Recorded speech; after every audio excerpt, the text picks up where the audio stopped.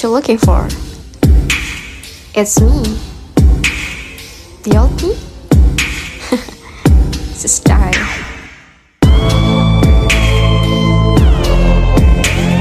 Assalamualaikum warahmatullahi wabarakatuh. Wassalatu wassalamu ala asrofil anbiya'i wal mursalin wa ala alihi washabihi ajmain. Perkenalkan, nama saya Alfiatun Nikmah dengan NIM 23021080036. Di sini saya akan menjelaskan tentang kurikulum merdeka. Kurikulum merdeka.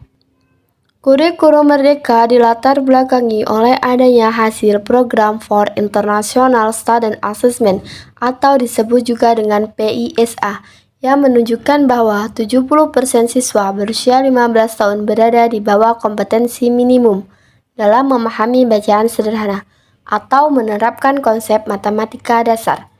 Selain itu, terdapat kesenjangan besar antar wilayah dan antar kelompok sosial ekonomi dalam hal kualitas belajar yang diperparah dengan adanya pandemi COVID-19.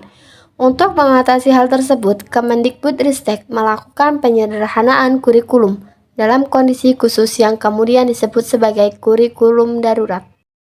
Apa sih kurikulum merdeka itu? Kurikulum merdeka adalah kurikulum dengan pembelajaran interakurikuler yang beragam, di mana konten pembelajaran akan lebih optimal agar peserta didik memiliki cukup waktu untuk mendalami konsep dan menguatkan kompetensi. Kurikulum ini juga merupakan langkah terobosan untuk membantu guru dan kepala sekolah mengubah proses pembelajaran menjadi jauh lebih relevan, mendalam, dan menyenangkan. Tujuan kurikulum merdeka. Tujuan yang pertama yaitu membantu sekolah dan pemerintah daerah memiliki otoritas untuk mengelola sendiri pendidikan yang sesuai dengan kondisi di daerahnya masing-masing. Membentuk SDM yang berkualitas, unggul dan berdaya saing tinggi. Menyiapkan bangsa dan menghadapi tantangan global era revolusi 4.0. Menguatkan pendidikan karakter melalui profil pelajar Pancasila, menjadi kurikulum baru yang sejalan dengan tuntutan pendidikan abad ke-21, meningkatkan mutu pendidikan di Indonesia secara keseluruhan. Prinsip pembelajaran kurikulum merdeka. Prinsip yang pertama yaitu pembelajaran interakurikuler yang dilakukan secara terdiferensiasi sehingga peserta didik memiliki cukup waktu untuk mendalami konsep dan menguatkan kompetensi. Hal ini juga memberikan keleluasaan bagi guru untuk memilih perangkat ajar yang sesuai dengan kebutuhan dan karakteristik peserta didiknya. Yang kedua, pembelajaran kokurikuler berupa proyek penguatan profil pelajar Pancasila berprinsip pembelajaran interdisipliner yang berorientasi pada pengembangan karakter dan kompetensi umum. Yang ketiga, pembelajaran ekstrakurikuler dilaksanakan sesuai dengan minat murid dan sumber daya satuan pendidik. Karakteristik kurikulum merdeka. Karakteristik yang pertama, fokus pada materi esensial sehingga pembelajaran lebih mendalam. Kedua, waktu lebih banyak untuk mengembangkan kompetensi dan karakter melalui belajar kelompok seputar konteks nyata atau proyek penguatan profil pelajar Pancasila. Ketiga, capaian pembelajaran per fase yang jam pelajarnya yang fleksibel mendorong pembelajaran yang menyenangkan dan relevan dengan kebutuhan belajar dan kondisi satuan pendidik. 4. Memberikan fleksibilitas bagi pendidik dan dukungan berangkat ajar serta materi pelatihan untuk mengembangkan kurikulum satuan pendidikan dan melaksanakan pembelajaran berkualitas. 5. Mengedepankan gotong royong dengan seluruh pihak untuk mendukung implementasi kurikulum merdeka. Tahapan pelaksanaan kurikulum merdeka. Tahapan yang pertama yaitu asesmen diagnostik. Seperti guru melakukan asesmen awal untuk mengendalikan potensi, karakteristik, kebutuhan, tahap perkembangan, dan tahap pencapaian pembelajaran murid.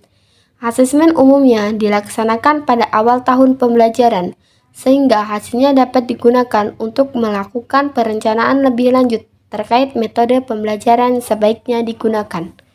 2. Perencanaan. Perencanaannya yaitu guru menyusun proses pembelajaran sesuai dengan hasil asesmen diagnostik, serta melakukan pengelompokan murid berdasarkan tingkat kemampuan. 3. Pembelajaran. Selama proses pembelajaran, guru akan mengadakan asesmen formatif secara berkala.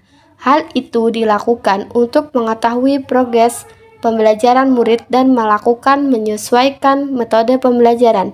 Jika diperlukan pada akhir proses pembelajaran, guru juga bisa melakukan asesmen sumatif sebagai proses evaluasi keterpercayaan tujuan pembelajaran. Keunggulan yang terdapat pada kurikulum merdeka. Yang pertama, lebih sederhana dan mendalam.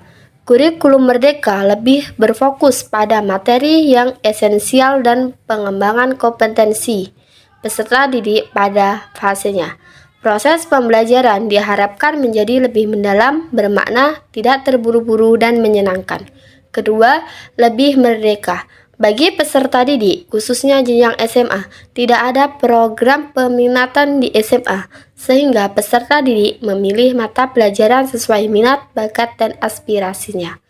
Guru juga diharapkan mengajar sesuai tahap capaian dan perkembangan peserta didik. Sekolah pun memiliki wewenang untuk mengembangkan dan mengelola kurikulum pembelajaran sesuai dengan karakteristik satuan pendidikan dan peserta didik. Ketiga, lebih relevan dan interaktif. Pembelajaran melalui kegiatan proyek pemberian kesempatan lebih luas kepada peserta didik untuk secara aktif mengeksplorasi isu-isu aktual, misalnya isu lingkungan, kesehatan, dengan lainnya, sehingga dapat mendukung pengembangan karakter dan kompetensi profil pelajar Pancasila. Selanjutnya yaitu kesimpulan. Kesimpulan pada materi kurikulum merdeka.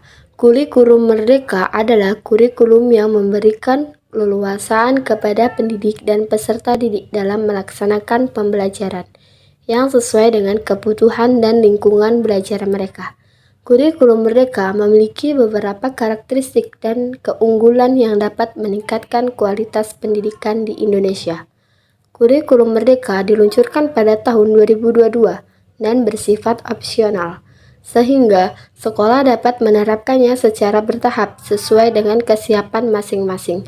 Kurikulum merdeka diharapkan dapat menciptakan generasi Indonesia yang berilmu, berakhlak mulia, berbudaya, berwawasan kebangsaan, dan berjiwa mandiri.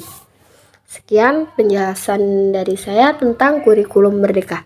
Saya akhiri, wallahul muwaffiq ila aqwamit thoriq. Wassalamualaikum warahmatullahi wabarakatuh.